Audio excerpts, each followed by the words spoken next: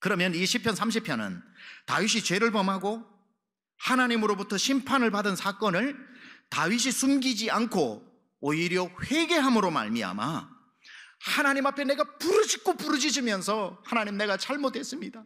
하나님, 내가 죽을 죄를 지었습니다. 내가 지금 지옥에 떨어져도 입이 10개라도 할 말이 없습니다. 그러나 하나님이여 내게 은혜를 베푸소서. 그러나 하나님이여 나에게 한번 기회를 주소서. 하나님이여 날 버리지 마소서. 하나님이여 얼굴을 내게서 숨기지 마소서라고 간절하게 회개를 했더니만 하나님이 다윗의 회개를 받아주심으로 말미암아 진노와 노여움을 거두시고 은혜를 베풀어 주시더라. 이게 시편 30편의 이야기입니다. 다윗 자신이 생각해도 용서받을 수 없는 중한 죄를 지었고 그것이 나단 선지자에게 알려져서 이제는 온 나라 사람들이 다윗의 죄를 알아서 다윗을 조롱거리로 삼고 있는데, 밧세바 사이에서 태어난 아기가 죽게 되므로 온 나라 사람들은 다윗 저거 이제 하나님께 버림받았다, 하나님께 심판받았다라고 의심의 여지가 없는데, 하나님은 오히려 노여움을 거두시고 다윗을 어떻게 용서하시면서 받아주셨는지가 시편 30편에 자세히 기록되어 있는데, 그래서 시편 30편 전체의 핵심 구절이 뭘까요? 시편 30편 1절에서 12절까지의 핵심 구절이 5절인 겁니다. 그래서 이 배경을 이해하고 5절을 읽어야 이 5절이 너무나도 드라마틱한 거죠. 5절 같이 한번 읽어봅니다. 시작. 그의 노여움은 잠깐이요 그의 은총은 평생이로다. 저녁에는 울음이 깃들일지라도 아침에는 기쁨이 오리로다. 그 밤새 나단 선지자 앞에서 울면서 통곡하면서 울었던 그 밤이 지나고 나니 하나님이 용서의 아침을 허락해 주시더라는 거예요. 영원한 난 지옥에 내려갈 것 같은 그 영원한 고통이 지나고 보니, 하나님의 은혜를 맞이하고 보니 그 끝나지 않을 것 같은 그 진노의 시간도 잠깐이었고, 내 인생에 베풀어 주시는 하나님의 은혜는 언제나 길고 길어 내 평생의 그 은혜가 내 머리 위로 쏟아지더라는 거예요. 그래서 오늘 제목이 짧은 진노와 긴 은총이라는 겁니다. 항상 하나님께 감사하십시오. 왜냐하면 만약에 하나님이 여러분에게 행한 대로 갚으실 것 같으면 긴 진노와 짧은 은총이 돼야 되는데, 하나님은 사랑이 무궁하시기 때문에 우리가 아무리 하나님 앞에 배은망덕한 그러한 죄를 짓고 또 죄를 지어도 우리가 하나님 앞에 돌아와 그래도 나는 하나님 없이 살 수 없어요 라고 하면 하나님은 언제 그랬냐는 듯이 진노를 거두시고 은혜를 베푸시니, 언제나 우리에게 하나님은 짧은 분노와 긴 은총을 베풀어 주시는 줄 믿습니다. 다윗은 하나님의 은혜를 기대할 처지가 못 됐죠. 큰 죄를 범했기 때문에 하나님의 진노가 당연했고 은혜는 기대도 못했습니다. 그러나 다윗을 향한 하나님의 은혜는 진노보다 항상 컸던 것입니다. 다윗에게 임한 진노가 너무 끔찍할 정도로 고통스럽고 지옥에 떨어질 것 같은 공포스러운 일이었지만, 그가 하나님께 회개하고 부르짖고 여호와의 이름을 부르고 또 불렀더니 하나님께서는 그 진노를 거두시고 다윗에게 다시 은총을 베풀어 주신 것입니다. 영원할 것 같았던 공포는 어느새 사라지고 다시는 오지 않을 것 같은 은혜는 나를 다시 찾아오더라는 거예요. 돌아보니 진노는 짧았고 은총은 길었던 것이지요. 여러분을 향한 하나님의 사랑도 이와 같습니다.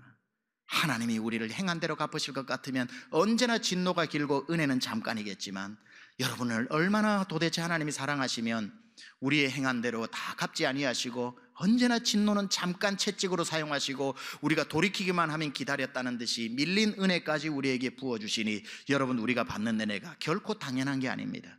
나 같은 사람에게 베풀어 주셔야지가 아닙니다.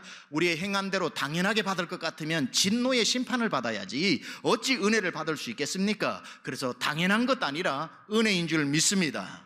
당연한 것 아니라 은혜였소. 당연한 것 아니라 은혜였소. 여러분 이 자리에 와서 그리고 가정에 앉아서 오늘 예배 드리는 이것도 하나님이 여러분의 예배를 받으신다는 것 아닙니까? 아이고, 내가 예배 드리면 하나님 받아주셔야지, 내가 예배 드리는데. 아니요, 예배 드리는 이것도 당연한 것 아니라 은혜였소.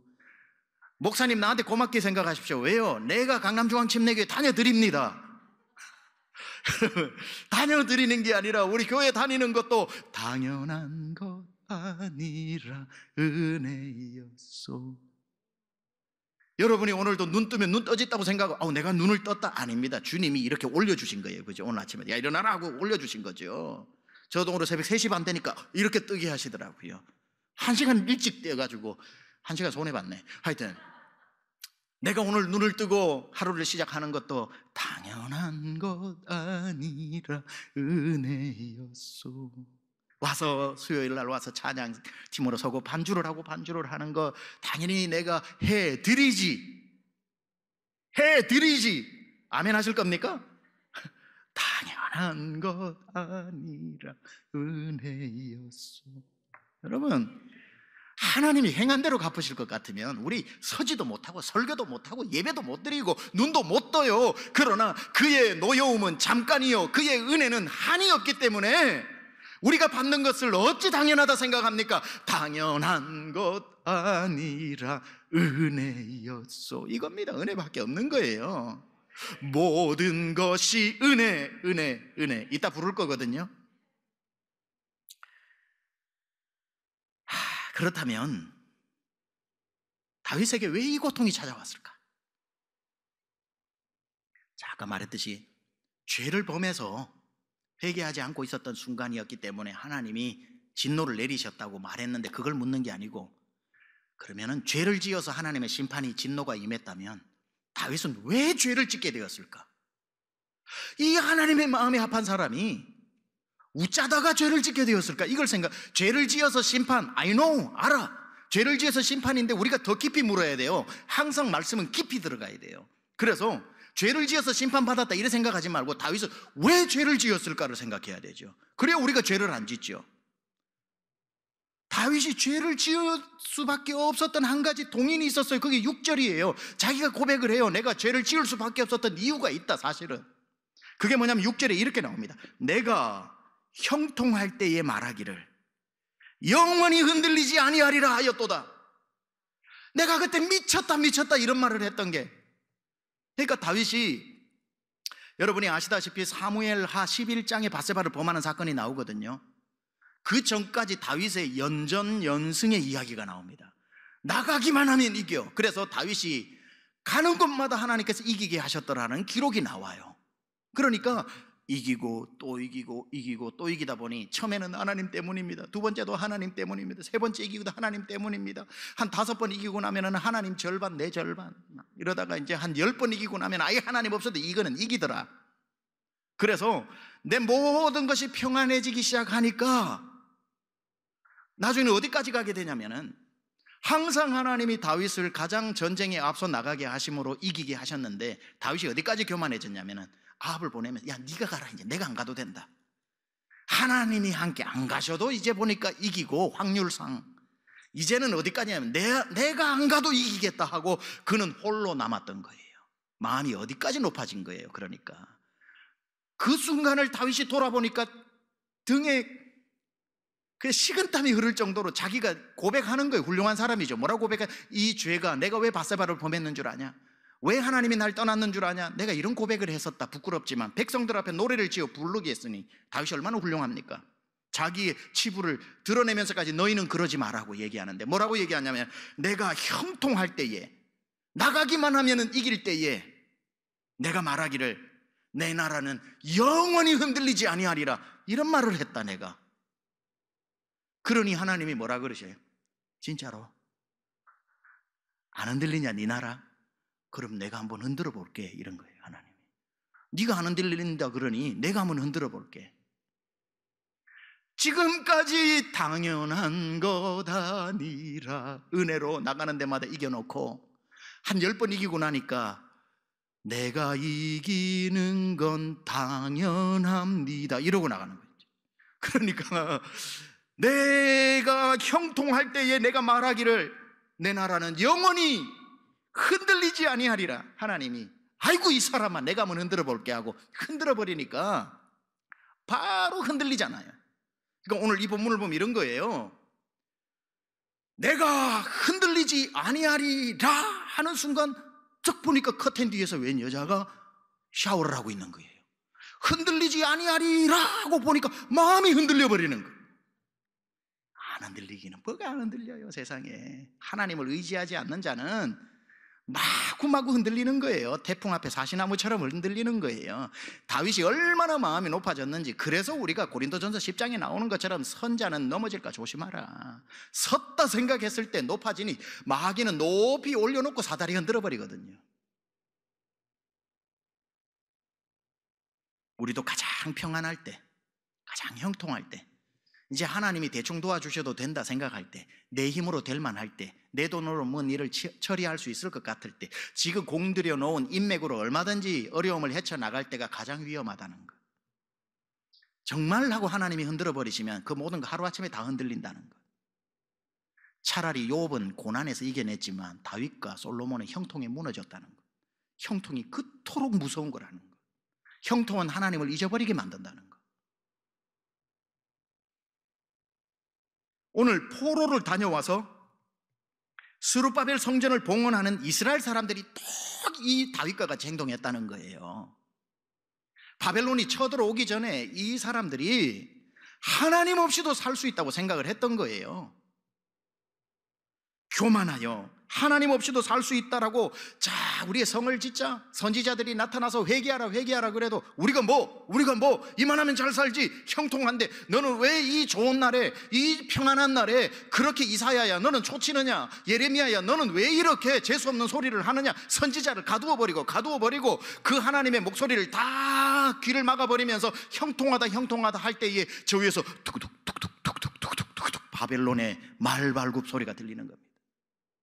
그러고 난 뒤 하나님의 심판의 외초리로 그 뿌리 뽑히듯이 뽑혀서 70년 동안 바벨론으로 포로로 잡혀가서 죽을 고생, 지옥에 내려가는 고통을 당한 거예요. 그들이 그곳에 가서 회당을 짓고 하나님 앞에 이제는 다시 말씀을 배우면서 하나님 앞에 회개하니까 하나님의 진노는 잠깐이요 은혜는 영원하기 때문에 스룹바벨을 일으켜 너희들을 다시 돌아가게 하고, 학개 선지자를 일으켜 느헤미야를 일으켜 하나님의 1차 2차 3차로 고국으로 돌아가게 하여 그 성전을 짓게 하고 성벽을 짓게 함으로 말미암아 그들이 다시 이제 하나님 앞에 성전을 지어드릴 때에 그 옛날 우리가 다윗 같도다. 하나님 앞에 그토록 범죄하여 죽을 것 같았던 다윗이 하나님 앞에 바들바들 떨면서 살려달라고 애원했을 때 하나님이 진노를 거두시고 하나님이 다윗에게 긴 은혜를 주신 것처럼 우리도 하나님 없이 살다가 바벨론에 가서 죽을 고생했는데 하나님께 부르짖었더니 하나님이 우리를 다시 돌이켜 이 성전을 세우고 우리에게 큰 은혜를 베푸셨도다. 돌아보니 70년 포로 생활 끝나지도 않을 것 같은 지옥 같은 긴 시간이었는데 돌아와 보니 그 시간도 하나님의 진노는 짧은 시간밖에 되지 않았고 앞으로 대대에 우리에게 베푸실 하나님의 은혜는 영원하도다 하고 이 성전 낙성가로 다윗의 체험을 빌어서 부르고 있는 겁니다.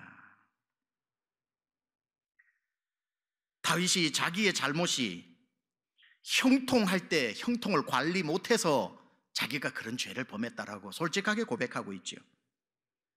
우리가 형통할 때, 저는 여러분이 형통하시기를 축원합니다. 여러분 구더기 무서워 장 안 담그는 일 없기를 바랍니다. 나는 형통을 못 다스릴 것 같으니까 하나님 앞에 주여 나는 불통하게 하여 주옵소서 이렇게 기도하지 마세요. 그건 가만히 있어도 불통됩니다. 하나님 없이 살면 기도 안 해도 돼요. 그거는. 그러나 하나님 앞에 형통을 구하시려거들랑 반드시 세게 기도하셔야 됩니다. 절대로 형통에 무너지지 않게 하고, 절대로 형통 때문에 하나님과 멀어지지 않게 하고, 내 주머니가 꽉 차고 지갑이 무거울 정도로 캐시가 들어있고 한도도 내가 제한 없이 크레딧 카드를 내가 플래티늄으로 사용할 수 있다고 할지라도 내 하나님을 잊어버리지 않게 하여 주옵소서. 그 모든 크레딧 카드를 하나님 앞에 굴복시키고 내가 다 포기 선언을 할 수 있는 마음 자세를 가진 사람이 형통을 구하시기 바랍니다. 그 사람은 형통해도 돼요. 왜냐하면 형통을 다스릴 힘이 있으니까. 우리가 형통할 때 하나님 없이도 살 수 있다는 마음이 들 때 그때 멈춰야 될 시간입니다. 아, 위험하다. 내가 하나님이 잘 안 생각나더라. 요즘은 하나님 없이도 할 수 있는 일들이 많을 것 같아 할 땐 두 손 딱 들어야 됩니다. 하나님 여기까지인 것 같습니다. 나 더 나가다가는 큰일 날 것 같습니다. 우리가 하나님 없이 딱 살아가려고 할 때 하나님이 우리에게 어떻게 하시는 줄 아세요? 너 요즘 보니까 나 없이 살 것 같은 자신만만한 게 얼굴에 배어있다. 그러면 한번 살아봐라. 그러고는 하나님이 우리 앞에서 숨어버리십니다. 한번 살아보라고. 그게 7절이거든요 7절 한번 볼까요? 여호와여 주의 은혜로 나를 산같이 굳게 세우셨더니 주의 얼굴을 가리심에 내가 근심하였나이다. 하나님이 날 도와주실 때는 가는 곳마다 이겨서 그게 내 능력인 줄 알았는데 하나님이 내 앞에서 얼굴 가리시고 나니까 나는 종이 호랑이더이다.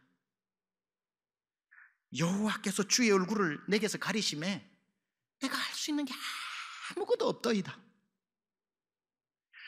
이스라엘 백성들이 얘기하는 겁니다. 성전이 무너지기 전에, 포로로 잡혀가기 전에는 하나님이 도와주셔가지고 우리가 잘 살게 되었는데 마치 하나님 없이도 잘 사는 것처럼 떵떵거렸더니 우리가 바벨론의 포로로 잡혀가 봤더니 하나님 없이 아무것도 아니더이다. 아무것도 할 수 있는 게 없더이다. 하나님이 잠시만 우리에게서 얼굴을 가리워도 우리는 아무짝에도 쓸모없는 진토와 흩날리는 먼지와 같더이다. 하나님이 수업을 하신 거예요. 나 없이 살 수 있다고 그랬지. 그래, 한번 나 없이 살아봐라 하고 하나님이 잠시 얼굴을 가리신 것 뿐인데 그때 막 우리는 죽어나가는 거예요. 평생에 하나님이 여러분에게 얼굴 가릴 일 없기를 축원합니다. 여러분, 복 중에 복, 민수기 6장에 나오는 복이 가장 큰 복입니다. 여호와의 얼굴은 너를 향하여 드사 은혜와 평강 주시기를 원하노라. 하나님이 얼굴을 가리지 않고 여호와의 얼굴이 너희를 향하여 드사 은혜와 평강 주시는 이 복을 절대로 빼앗기지 마시기를 축원합니다. 그때 다윗은 이제 정신 차리고 회개하는 거죠. 아유, 하나님 없이 안 됩디다. 하나님 없으니 얼굴을 가리워버리니 다윗은 아무것도 아니고 종이 짝이더이다 라고 하나님 앞에 회개를 하는데, 그게 뭐냐면 8절에서 10절.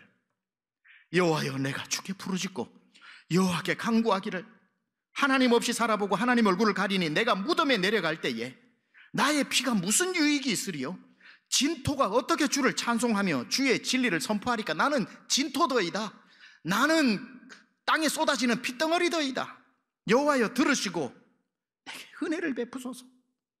여호와여, 다시 나를 돕는 자가 되어 주옵소서. 하나님을 찾는 거예요. 여러분, 하나님 찾으시기 바랍니다. 하나님이 여러분에게 얼굴을 가리웠다 생각이 들을 때, 하나님이 얼굴을 가리웠다, 하나님이 여러분을 떠나실 리는 없거든요. 여러분 눈에서 안 보이게 만들어버리시는 거예요. 하나님은 약속하셨거든요. 내 너를 떠나지도 아니하리라, 너를 버리지도 아니하리라, 내가 세상 끝날까지 너와 함께 하리라. 이 주일날 설교인데, 하나님이 여러분과 함께 하시는 건 하나님이 약속하셨기 때문에 약속을 변개치는 않습니다. 그러나 함께 하시면서도 함께 안 하시는 것처럼 하실 수는 있어요. 그게 뭐냐면 얼굴을 가리시는 겁니다. 여러분에게 아무 것으로도 옆에는 계시지만 역사 안 하시는 거. 그럴 때 여러분은 하나님이 옆에 계신 걸 도무지 못 느끼는 거예요. 하나님이 하나님을 가리워버리실 때. 성경을 읽지만 글자밖에 안 되고 그 옛날 나를 뭉클뭉클하게 속삭이던 하나님의 음성이 들리지 않아. 왜죠? 하나님이 내게서 가리워버리시니까. 기도를 해도 그렇게 하나님이 내 심령에 속삭여 주시던 기도 가운데 하나님의 음성이 들리지 않아. 왜? 하나님이 잠시 하나님이 가리워버리셨기 때문에. 기도해도 들리지 않아. 읽어도 보이지 않아. 설교를 들어도 감동이 되지 않아. 뭐죠? 여러분에게서 하나님이 지금 얼굴 가리고 계시는 순간입니다. 그때 다윗처럼 불러야 되는 겁니다. 하나님이여, 회개합니다. 하나님 돌아오소서. 난 하나님 없이는 안 돼요, 안 돼요, 안 돼요. 하나님 없이 안 돼요 라고 내게 은혜를 베푸소서. 나를 진토같이 흩뿌리지 마소서. 나를 쏟아버리는 피같이 만들지 마시옵소서. 내 생명을 다시 돌이키시고 나에게 회개를, 하나님 아버지 하는 회개를 받아주시고 은혜를 회복시키시사 하나님의 노여움은 잠깐이요 은혜는 영원하다고 했는데 그 은혜를 내게 주소서. 나는 하나님 없이는 안 됩니다, 안 됩니다, 안 됩니다. 여호와의 얼굴을 구하고 구할 때에 하나님은 다시 우리에게서 해같이 얼굴을 비추어 주시면서, 야, 나 어디 안 갔다, 네 옆에 있었다, 네가 하도 내 없이 살 수 있다고 그러길래 내가 잠시 한번 있어 봤다. 그냥 그때 얘기하는 거야. 아이고, 하나님 안 됩니다. 하나님 없이 살 수 있을 것 같았는데 하나님 없으니 돈도 힘이 안 되더이다. 하나님 있고 돈이 있어야 돈도 뭐가 되지. 하나님 없고 돈 있으니 이것도 근심덩어리더이다. 하나님 계시고 좋은 사람들이 있어야 그 사람도 내게 복이 되지. 하나님 없이 그 좋은 사람들이 하루아침에 변하더이다. 아유, 하나님 없이는 안 됩니다. 이 고백이 나올 때에, 그래, 넌 나 없이 살 수 없어. 여러분, 하나님은 우리 없이 살 수 있는데요, 우리는 하나님 없이 못 살아요. 누가 갑이고 누가 을인지 제대로 알아야 됩니다. 아, 하나님 나 없이 살 수, 이런 얘기하지 마세요. 하나님은 나 없이 홀로 우주를 만드신 분이신데 무슨 날 사랑하시기 때문에 나와 영원히 동행해 주시는 거지, 내가 필요해서 하나님이 날 찾으시는 거 아니잖아요. 그분의 오로지 사랑으로 말미암아 우리와 함께 해주시는 그 크신 사랑 때문에 하나님이 우리를 떠나지 않으시는 거지. 진짜 우리가 붙어 있어야 될 사람은, 떠나면 안 되는 사람은 우리죠. 우리 하나님의 바지끄댕이를 붙잡고 하나님 없이 안 된다고 해야지요. 자, 다윗이 이렇게 회개를 하니까, 여러분 제가 설교 때마다 얘기했죠. 하나님은 용서할 준비를 하고 때리신다고. 그래서 회개하는 순간 하나님도 좀 진짜 사랑에 급하셔. 우리를 더 혼쭐나게 만들어야 되는데 너무 사랑이 커가지고 회개하기 시작하면 용서해버리셔. 우리 하나님의 사랑은 무한하시고, 진노는 잠깐이고 은혜는 길다 보니까 다윗이 회개하자마자 11절에 뭐라고 얘기 나옵니까? 회개하기가 무섭게 주께서 나의 슬픔이 변하여 내게 춤이 되게 하시며 나의 베옷을 벗기시고 기쁨으로 띠띠우셨나이다. 우리 하나님 얼마나 회개하기를 기다리셨으면 회개하기가 무섭게 이 은혜를 베푸시냐고요. 이는 잠잠하지 아니하고 내 영광으로 주를 찬송하게 하심이니 여호와 나의 하나님이여 내가 주께 영원히 감사하리이다. 지금 이스라엘 백성들이 야곱의 이 다윗의 노래로 이렇게 부르는 거예요. 들어보세요. 하나님, 저희가 잘못해서 포로로 끌려가 연단을 받았습니다. 하나님 없이 살 수 있다고 기고만장했는데 그게 착각이었습니다. 포로로 잡혀가 살아보니 하나님 없이 살 수 없었습니다. 하나님이 얼굴을 가리우시니 우리가 죽은 자 같이 되었습니다. 하나님이여, 그러니 은혜를 거두지 마소서. 우리가 이 성전을 지어 하나님께 올려드리오니 향기로운 제물로 이 성전을 받으시고 이 성전을 통해 우리에게 은혜를 베푸시고 우리의 죄를 지금부터 다 용서해 주시고 하나님의 그 은혜의 얼굴을 우리에게 해같이 비춰 주옵소서. 이게 낙성식에서 부르는 노래지요.